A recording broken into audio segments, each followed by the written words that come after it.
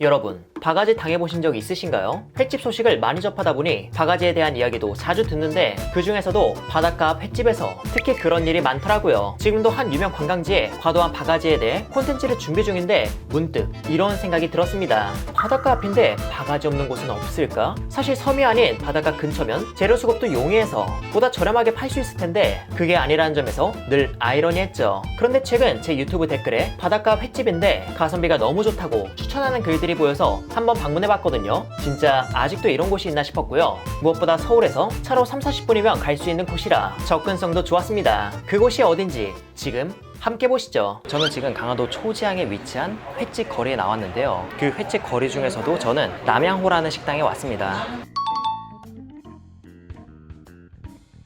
이곳 같은 경우는 생선에 따라서 조금씩 다르겠지만 약 인당 3만원에 지역에서 잡은 화로회를 비롯해 해산물들을 알차게 즐길 수 있다고 하는데요. 일단 저는 2명이 방문해서 농어 2인을 주문했고 인당 3만원씩 해서 총 가격은 6만원이에요. 그렇게 해서 지금 나온 건 해삼과 전복, 산낙지, 멍게, 그리고 가리비 치즈구이, 핏불고동찜, 그리고 살짝 색깔이 다른 총각김치도 나왔고 꽤나 알차게 한 상이 차려졌습니다. 사실 이 정도만 해도 알차게 내어준 것 같지만 바로 앞 바다에서 직접 잡은 조기구이와 이따 회 한 개 곁들일 초밥밥까지 나왔는데 이게 끝이 아니라고 합니다. 이따가 탕까지 나온다는 걸 생각하면 지금 이 한 상의 구성, 요즘 같은 고물가 시대에 괜찮다는 생각이 드는데 과연 맛은 어떤지 하나씩 맛을 볼게요.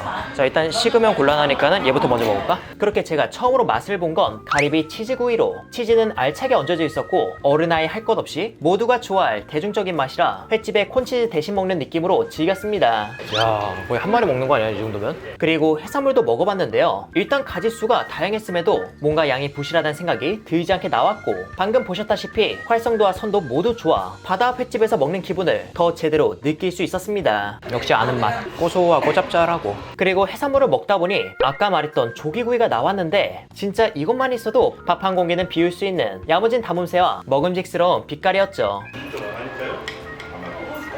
짭짤하긴 한데 정말 맛있는 조기구이야. 딱 이렇게 한 입 먹었을 때는 살짝 비릿한가 했는데 살은 전혀 비리지 않고 그냥 맛있는 조기구이. 선도 좋은 조기를 노릇하게 구워서인지 오늘의 주인공이 아니었음에도 주인공급으로 맛있게 먹었습니다. 그리고 이 다음으론 핏불구둥. 이것도 서해안에서 주로 조업이 이루어지는 수산물인데 과연 이것도 조기처럼 다를까요?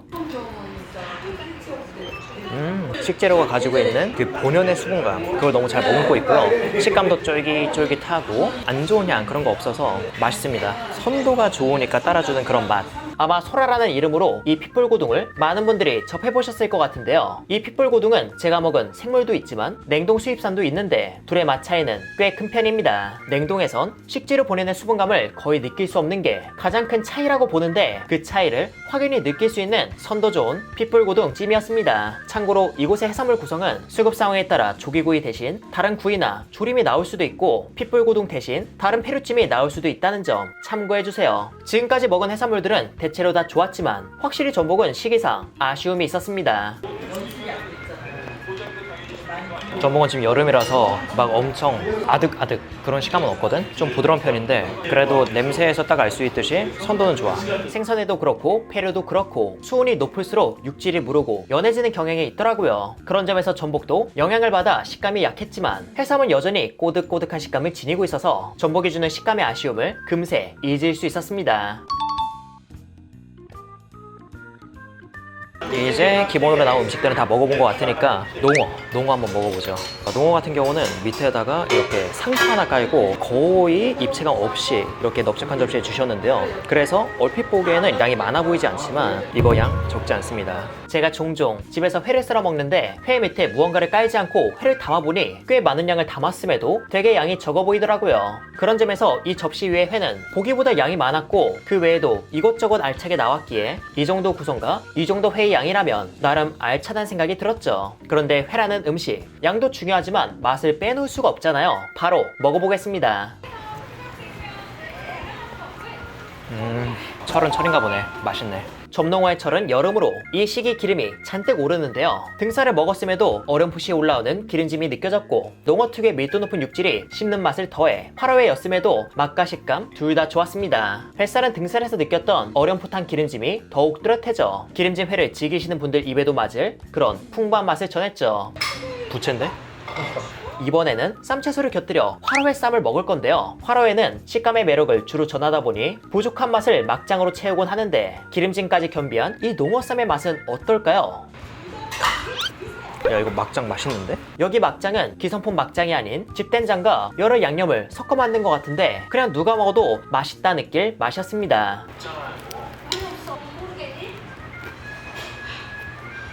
아, 막장이 진짜 맛있다. 그럼 콩가루 있잖아. 콩가루에 그런 뭔가 짙은 맛? 그런 맛도 살짝 느껴지는 것 같아.